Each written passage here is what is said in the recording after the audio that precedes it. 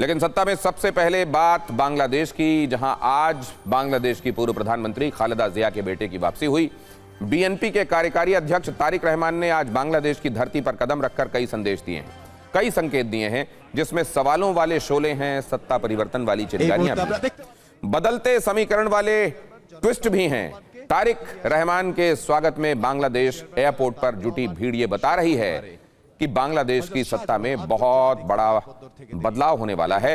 यह बदलाव किसके लिए अनुकूल है और किसके लिए प्रतिकूल, फिलहाल कहना मुहाल है, लेकिन यह परिवर्तन कई थ्योरीज और कई ट्विस्ट से भरपूर जरूर है। आज हम बांग्लादेश से आए वीडियो के साथ वहां चल रही अलग अलग कहानियों को आपके सामने रखेंगे विश्लेषण के साथ। ये लोग तारिक रहमान के स्वागत में जुटे हुए हैं, वही तारिक रहमान जो गिरफ्तारी से बचने के लिए वर्ष 2008 में लंदन चले गए थे। उस वक्त माहौल अलग था, सत्ता शेख हसीना की थी, अब वक्त बदल गया है। आज तारिक रहमान के स्वागत में उनकी पार्टी बीएनपी के 1 लाख से ज्यादा कार्यकर्ता जुटे। तारिक ने एक अलग अंदाज में समर्थकों का अभिवादन किया और अपने सियासी विरोधियों को पैगाम भी दिया। बांग्लादेश की राजनीति में कभी नहीं लौटने की कसम उन्होंने तोड़ दी। ढाका की धरती पर कदम रखते ही जूते उतारे, मिट्टी को सलाम किया, रोड शो किया। उनके समर्थकों का इतना भारी हुजूम था कि एयरपोर्ट से 13 किलोमीटर के रास्ते को कवर करने में 3 घंटे लग गए। बांग्लादेश में 2 घटनाओं की चर्चा सबसे ज्यादा हो रही है। तारिक के समर्थकों ने तारिक जिया के नारे लगाए। खालिदा जिया लोगों के दिमाग में एक बार फिर से उभरे और तारिक उनके असल वारिस हैं, ये बात दिमाग में पैबस्त हो, इसलिए तारिक जिया के नारे लगाए गए। सवाल है कि पाकिस्तान के लिए इसमें क्या इशारे हैं? अब पाकिस्तान प्रायोजित कट्टर सरकार का क्या होगा, जमात का क्या होगा? इस वक्त बांग्लादेश का रिमोट पाकिस्तान के पास है। तारिक की ताकत बढ़ने के बाद शहबाज और मुनीर क्या करने वाले?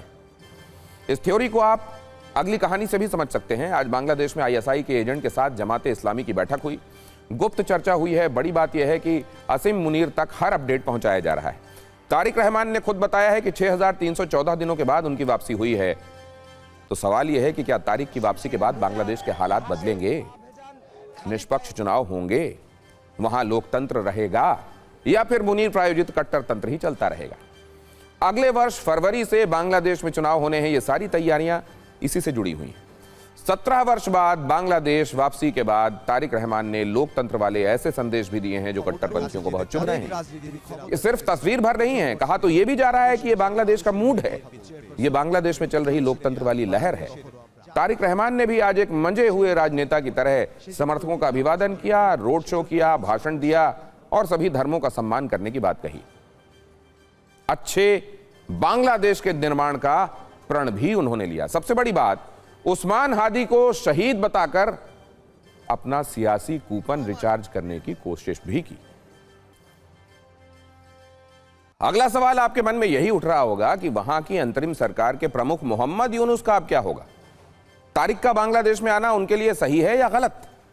मोहम्मद यूनुस तारिक के सियासी समीकरण में कितना फिट बैठ रहे हैं, वहां की कुछ घटनाओं और बयानों से आप इसे अच्छे से समझ पाएंगे। तारिक ने बांग्लादेश आने के बाद मोहम्मद यूनुस को फोन किया, सुरक्षा इंतजामों के लिए उन्हें धन्यवाद किया। यहां पर नोट करने वाली बात यह रही कि इसी वर्ष जून में मोहम्मद यूनुस ने अपनी यूके की यात्रा के दौरान तारिक रहमान से मुलाकात भी की थी।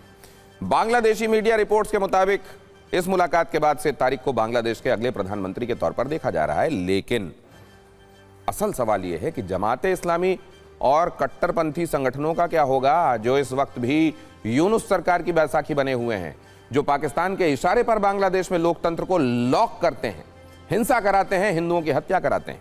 और वैसे देखा जाए तो बांग्लादेश में अराजकता है, सियासी खालीपन है। मोहम्मद यूनुस अंतरिम सरकार के मुखिया जरूर हैं, लेकिन सबको पता है सत्ता की 100% कमान उनके हाथ में नहीं है।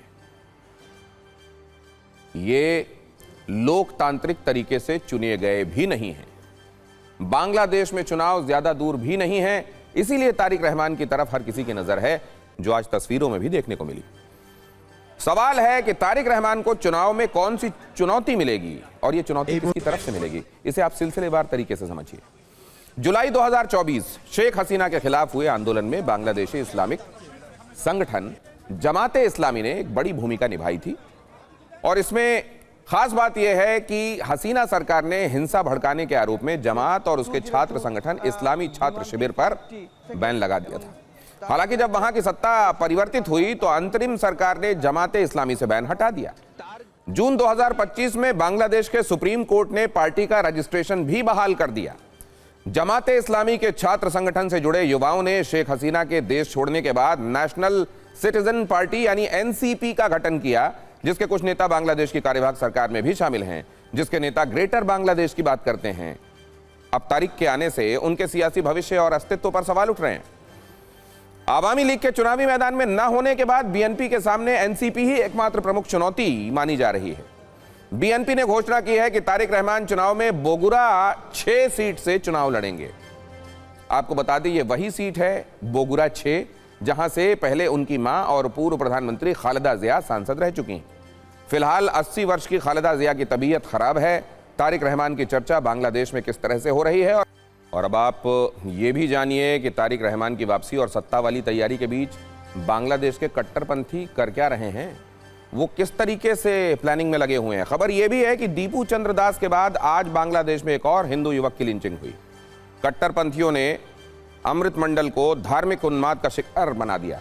वहीं आज बांग्लादेश में पाकिस्तान उच्चायोग में गुप्त बैठक हुई, जिसमें आईएसआई के कई एजेंट और कट्टरपंथी शामिल रहे।